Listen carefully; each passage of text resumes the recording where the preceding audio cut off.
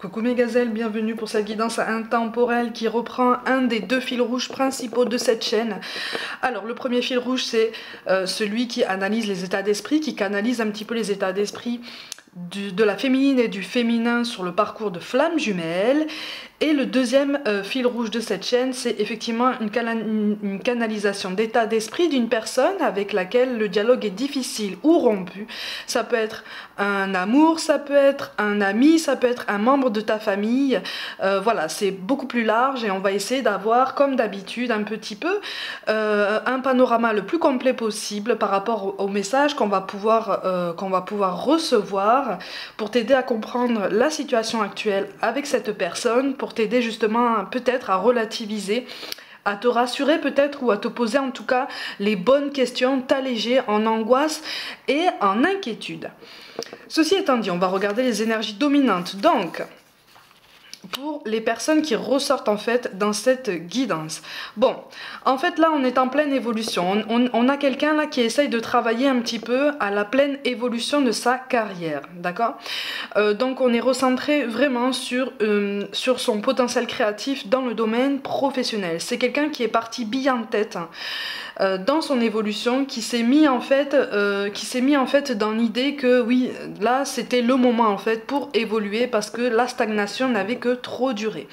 Donc on est quelqu'un qui est quand même ultra déterminé et ultra motivé à évoluer sur son parcours professionnel, peut-être aussi pour compenser un manque d'amour, un manque d'attention ou une incapacité en fait à te donner l'attention et le temps en fait que tu demandes. Parce qu'en fait moi je te ressens dans la demande par rapport à cette personne, je vais dire lui, elle, tu accordes selon ta situation comme d'habitude. Mais c'est comme si en fait cette personne voulait te dire mais je sais pas en fait, je sais pas comment te donner ce temps-là, je ne peux pas te donner ce temps-là. En fait on a quelqu'un qui se conditionne énormément en fait, qui se réfugie vraiment dans son évolution professionnelle ou en tout cas qui essaye de mettre le paquet dans ce domaine-là. Parce qu'on maîtrise en fait, on a l'impression de maîtriser davantage son évolution professionnelle que son relationnel. On a du mal à s'exprimer, on a beaucoup de secrets aussi, il y a beaucoup de blessures liées à l'enfance ou à l'adolescence. Il y a quelque chose là qui fait que on a passé sous silence certains épisodes de sa vie, peut-être certaines blessures, même si c'est quelqu'un que tu connais depuis longtemps, voire même depuis toujours. Il y a comme, alors pour certains d'entre vous, c'est quand même quelqu'un du cercle familial. Depuis tout à l'heure, on me crie en fait qu'il y a comme une difficulté à se faire respecter dans le cercle familial, une difficulté à faire respecter ses attentes, ses ambitions. C'est comme si en fait cette personne avait choisi peut-être un chemin professionnel, voire même personnel, complètement dénaturé aux yeux peut-être d'au moins un membre de la famille, d'accord? C'est presque une personne qui a la sensation d'être le vilain petit canard du cercle familial, et on m'en parle déjà depuis un moment déjà, donc il fallait absolument que je fasse ce tirage. Visiblement il y a quelqu'un dans ton cercle familial qui essaye vraiment de compenser, qui essaye de guérir en fait, ou en tout cas qui essaye de faire abstraction par rapport à un dialogue qui ne passe pas avec un membre de sa famille. On me reparle d'une difficulté à se faire respecter. Ce qui ressort ici, c'est une personne qui a vraiment cette sensation-là, en fait. Ça veut pas dire que toi ou d'autres membres de ta famille ne respectaient pas cette personne-là. Ça veut dire que cette personne-là qui ressort de ce tirage n'a pas l'impression d'être respectée, n'a pas l'impression d'être considérée à sa juste valeur, en fait. Parce que lui-même ou elle-même n'a pas bénéficié du temps et de l'attention qu'il demandait auparavant. Donc quelque part on est sur un esprit presque de revanche en fait, presque de revanche sur la vie et presque aussi de revanche sur le cercle familial en fait. C'est quelqu'un qui a beaucoup de rancœur potentiellement envers toi, mais plus largement envers le cercle familial, vraiment. Il y a quelque chose là qui fait qu'on a du mal à prendre du recul. On est encore trop en colère, on a l'esprit encore trop embrumé par des émotions très très intenses. On a une blessure d'injustice qui est quand même très très forte. Tu vois, donc tant dans le domaine familial que amical, voire même si c'est un collègue de travail, on est sur une blessure d'injustice ou en tout du moins sur un sentiment d'injustice par rapport à quelque chose qui s'est passé il y a quelque temps, qui fait que maintenant on a envie de prendre une revanche, on a envie de récolter les fruits de nos efforts, on a envie d'évoluer et on se concentre sur le domaine professionnel parce que ça si tu veux, c'est presque synonyme d'émancipation ou de porte de sortie, ou de sortie de secours, par rapport à un schéma qui nous donne comme ça la sensation de stagner, qui nous donne la sensation d'étouffer en fait dans des vibrations qui ne nous correspondent pas. On a quelqu'un qui essaye justement de s'en sortir en fait. Donc si tu as l'impression que c'est une personne qui se ferme au dialogue ou qui se braque facilement, c'est parce que c'est quelqu'un qui a pour l'instant besoin de réfléchir, c'est quelqu'un qui a besoin d'air. D'accord? Même si tu veux lui accorder ton attention, même si tu veux lui accorder plus de temps, que tu as compris que c'est quelqu'un qui était vraiment en demande, là, le besoin de temps, le besoin d'affection, en fait, n'est plus majoritaire. Tu vois? Un besoin d'évolution professionnelle a pris le pas sur tout ça par compensation. Tu comprends ce que je veux dire? Donc, c'est quelqu'un qui a besoin, c'est ça. C'est quelqu'un qui a besoin d'air, c'est quelqu'un qui a besoin en fait de voir que on respecte au moins ses décisions professionnelles ou en tout cas sa volonté de se plonger corps et âme dans son évolution, quelle qu'elle soit, dans le domaine professionnel. Ok, je ressens quand même un tempérament assez impulsif, donc c'est quelqu'un pour qui la notion de respect de soi-même est très importante. C'est comme si en fait cette personne te disait mais vous ne m'avez jamais respecté ou on ne m'a jamais respecté, j'ai jamais eu l'impression d'être respecté, j'ai toujours eu l'impression d'être humilié ou de devoir être quelqu'un d'autre, de devoir coller à l'étiquette de quelqu'un d'autre, de devoir entrer dans une case qui ne m'a jamais appartenu. Donc là, en fait, ce qui ressort de cette guidance-là, c'est quelqu'un qui est très très en colère, mais c'est quelqu'un qui est en mal de vivre aussi. Tu vois, on est en mal de vivre, on est dans une grande souffrance et pour compenser tout ça, on a besoin de se réfugier dans le travail. Et pour l'aider en fait, là c'est comme si on te disait respecte son choix de se concentrer et de s'investir dans son évolution professionnelle et de à son tour ne pas avoir de temps pour toi ou de ne pas te donner assez d'attention à ton goût. Tu vois, là c'est comme si en fait cette personne avait besoin de voir que la balance s'inversait pour avoir un sentiment de compensation, pour avoir un sentiment de justice en fait, tu vois, de juste retour des choses. Encore une fois, cette blessure d'injustice est très très forte dans son cœur, elle est très très forte aussi dans ses yeux, donc elle biaise en fait toute sa vision de sa vie, toute la vision de ses rapports aux autres et même la façon dont il ou elle se positionne par rapport à toi et par rapport aux autres, tant dans le domaine familial que amical. D'accord? Donc en fait, on est vraiment sur... Alors, par contre, il y a une petite parenthèse, visiblement, il y a une notion de belle-mère, mais tu es jeune hein, quand même, hein? Tu es jeune quand même. Hein. Il y a une notion, en tout cas, de famille recomposée avec laquelle, visiblement, il y a quand même des tensions. Hein. Il y a quand même des tensions. Là, c'est comme si on te disait attention parce qu'on a un tempérament impulsif, on a un tempérament très nerveux. Mais cette impulsivité, cette nervosité, elle est alimentée par une grande souffrance. J'ai l'impression qu'il y a quelqu'un qui est parti aussi pour cette personne-là. C'est une parenthèse que je fais mais qui visiblement est importante. Là, ce qui ressort là, il y a une énergie assez jeune qui ressort très très en colère potentiellement contre toi. Mais c'est comme si en fait tu étais comme un dommage collatéral, comme si tu prenais en fait toute sa colère de façon indirecte parce que c'est pas spécialement contre toi qu'il est en colère. Je ressens quelqu'un qui est en colère presque comme contre le monde entier en fait. Tu vois, parce qu'on est dans une grande détresse et parce qu'il y a une personne qui lui manque énormément. On te demande de lui laisser du temps. On te demande de lui laisser du temps, même si les choses sont difficiles, même si le dialogue est très très tendu, voire même inexistant. On te conseille effectivement de ne rien forcer. D'accord? Ça viendra quand ça viendra, mais pour l'instant, si tu veux instaurer quelque chose de plus sain, de plus transparent, c'est une personne qui se sentira forcée. Plus cette personne se sentira forcée à parler et à s'ouvrir à toi, plus cette personne va se braquer et entretenir une colère beaucoup plus visée contre toi, en fait. Tu vois? Donc on te demande vraiment d'y aller en douceur et de te dire que de toute façon ça va s'arranger. Ça va s'arranger. D'accord? Il va y avoir un geste envers toi, une belle initiative envers toi, mais pour l'instant c'est encore trop tôt. Ok? Je referme la parenthèse, mais visiblement c'était quelque chose d'assez important à prendre en compte, parce que c'est comme si toi tu étais dans le statut de belle-mère, voilà, ou de maman de substitution, ou quelque chose comme ça. Le rôle est difficile à tenir. Ne t'inquiète pas, tout va se mettre en place, mais il y a un temps d'adaptation beaucoup plus intense pour cette personne-là. Parce qu'on là c'est quelqu'un qui est dans une tempête, c'est quelqu'un qui prend double peine, si tu veux, en ce sens que c'est quelqu'un qui est en train de se construire déjà de façon très bancale, ou en tout cas qui a cette sensation-là de manquer de repères, de manquer de cadre. Et en plus, on lui rajoute, entre guillemets, un élément dans son paysage, donc toi en fait, et c'est quelque chose qu'il ne maîtrise pas, c'est quelque chose qu'il n'a pas spécialement prévu, c'est quelque chose qu'il n'a pas spécialement voulu, parce qu'en fait ça lui fait trop.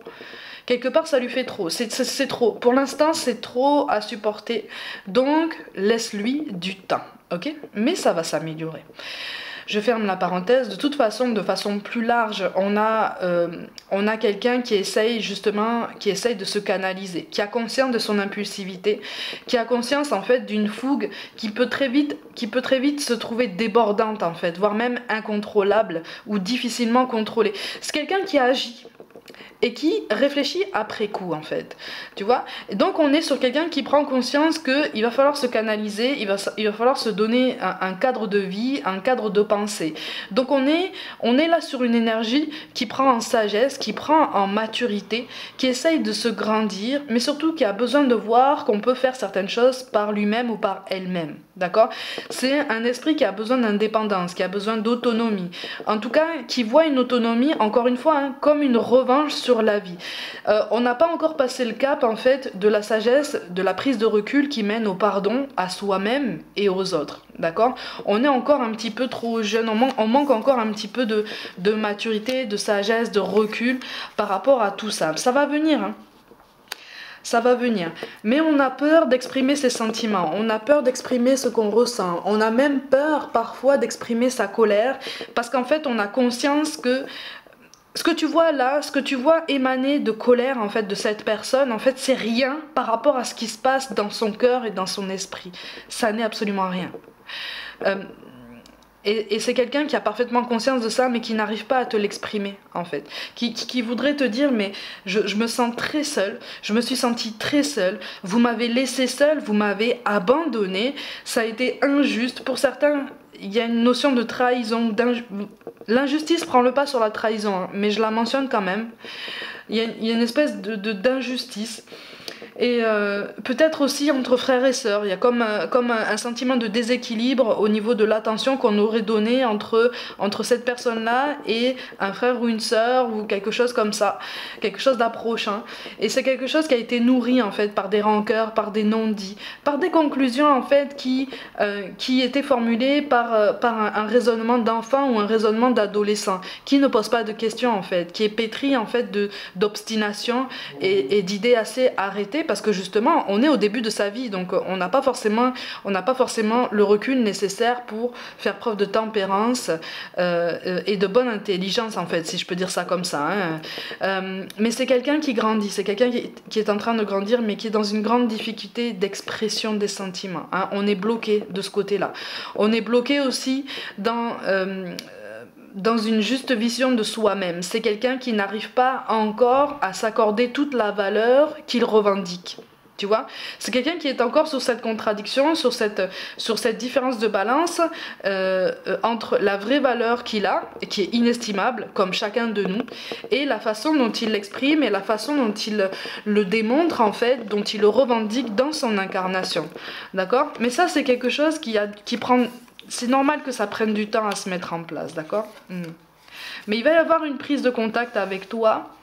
Mais encore une fois, j'ai l'impression que c'est une prise de contact qui va être indirecte. Alors si on est dans une famille recomposée, on va plus être sur un intermédiaire en fait. On a un membre de la famille qui va jouer les intermédiaires entre toi et cette personne-là pour essayer d'adoucir un petit peu les angles. Bon, c'est pas la panacée, attention, hein. On n'est pas sur une réconciliation pleine et entière, on n'est même pas sur une réconciliation tout court, je préfère te le dire. On est sur un nouvel alignement, sur une adaptation qui est très difficile. Okay.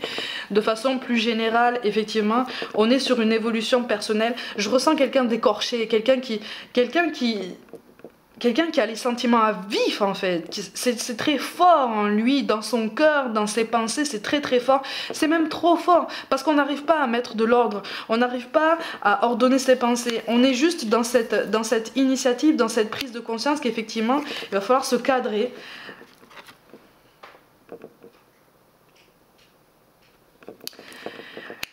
Il va falloir se cadrer et il va falloir vraiment essayer d'ordonner ses pensées, d'être clair et de faire preuve d'honnêteté, de transparence, d'alignement, de droiture en fait. Hein. Donc c'est quelqu'un qui grandit, c'est quelqu'un qui est en train de grandir, de prendre conscience aussi que tu fais partie de son paysage. Alors c'est quelqu'un qui voit en fait tes tentatives pour tendre la main vers lui ou vers elle, d'accord? C'est quelqu'un qui comprend en fait ton ouverture par rapport à lui, ta gentillesse, ton besoin en fait de lui donner ta tendresse, c'est quelqu'un, vous êtes tous les deux sur une prise de conscience à des degrés différents. D'accord? Parce que vous n'avez pas le même parcours, vous n'avez pas, ou en tout cas si vous avez le même parcours, vous n'avez pas la même façon d'exprimer vos sentiments, vous n'avez pas la même façon de conscientiser tout ce que vous traversez, tout ce que vous avez traversé auparavant, avec tous les enseignements qui en découlent hein, au niveau spirituel, mais ça c'est tout à fait normal, hein. Chacun évolue à son rythme et comme il peut. C'est ça qu'on a toujours du mal à garder en tête en fait pour essayer d'accepter des situations qui nous bloquent ou en tout cas qui nous donnent ce sentiment de stagnation. On est quand même sur une belle évolution à venir. Si je t'ai montré la carte des amoureux, effectivement ça peut concerner quelqu'un avec qui tu entretiens peut-être une histoire d'amour passée ou présente, très en pointillé, très tumultueuse, avec des émotions très très fortes dans tous les sens du terme. Mais c'est quelqu'un qui se sent très seul, c'est quelqu'un qui pense à toi. Dans le domaine, si c'est vraiment quelqu'un qui occupe ton cœur, sache qu'en fait les sentiments sont mutuels. Hein. Ils sont réciproques, ils sont très très forts, mais on a du mal. On a du mal à accepter en fait ce lien qui est fort avec toi, on a du mal à accepter que ça puisse être aussi puissant. D'accord? On revient sur cette notion de cellule familiale recomposée parce que visiblement c'est comme si là, cette personne qui ressort de ce tirage là en fait avait peur de s'attacher à toi. Tu vois? On a encore ce souvenir d'une personne qui est partie et c'est une blessure qui n'est pas refermée, qui est loin d'être refermée, elle est encore vraiment béante en fait. Et donc on a besoin de prendre le temps en fait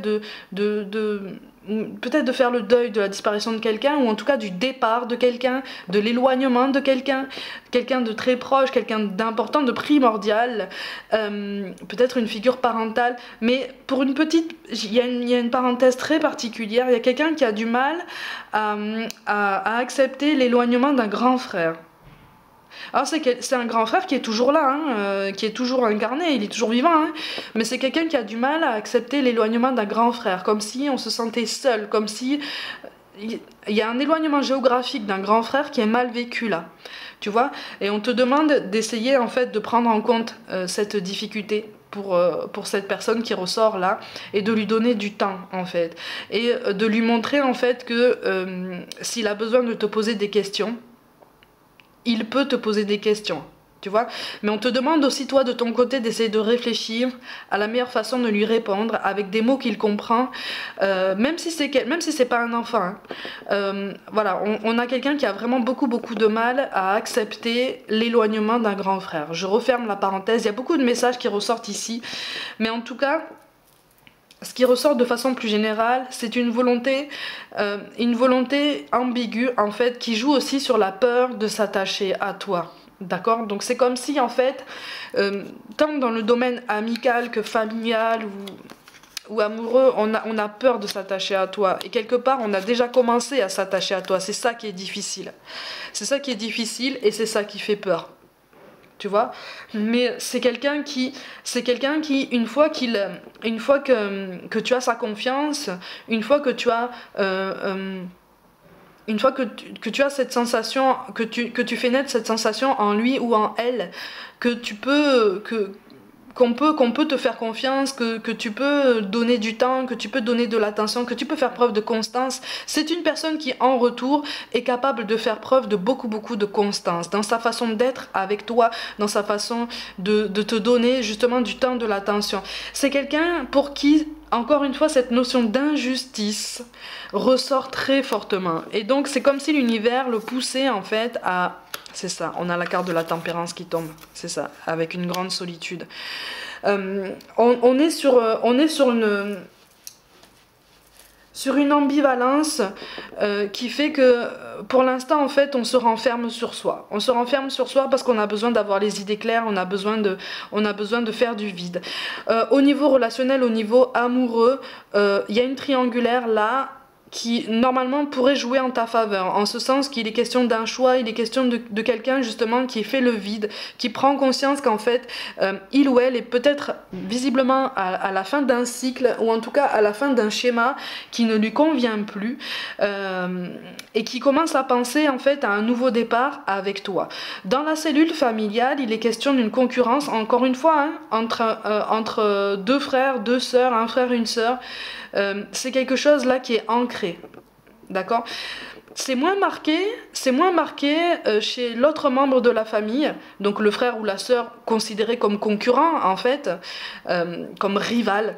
Oui, mais il y a une notion de rivalité et il y a des choses dont tu n'es pas au courant. Visiblement, il y a eu beaucoup de jalousie dès le début, ou en tout cas très tôt, en termes d'attention par rapport à une figure parentale, d'accord? D'où ce sentiment d'injustice par rapport à cette personne qui ressort dans ce tirage-là. C'est ça. Et tu vois, regarde, je te parle de sentiment d'injustice et on a quoi? La carte de la justice. Donc il est question... au niveau relationnel, au niveau amoureux, il est question d'un choix. Si c'est cette personne qui est en pleine indécision... Et on a la carte du renouveau, de toute façon, de la fin de cycle. Donc il va y avoir une ouverture de cette personne envers toi par rapport à quelque chose de nouveau. Alors attention, parce qu'il risque d'y avoir comme un beau nouveau départ, un gros ralentissement, mais qui sonnera comme un coup d'arrêt. Mais en fait non, c'est parce que il sera encore question de curseur à régler, mais on est sur un beau renouveau, sur quelque chose qui peut vraiment avoir un potentiel énorme, d'accord ?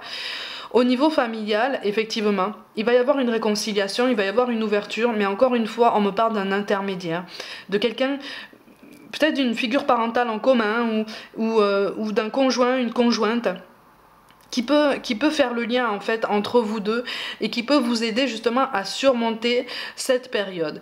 Encore une fois, au niveau familial, au niveau d'une famille recomposée, il y a une belle évolution, il y a un beau lien qui peut se tisser, mais encore une fois, ne force rien.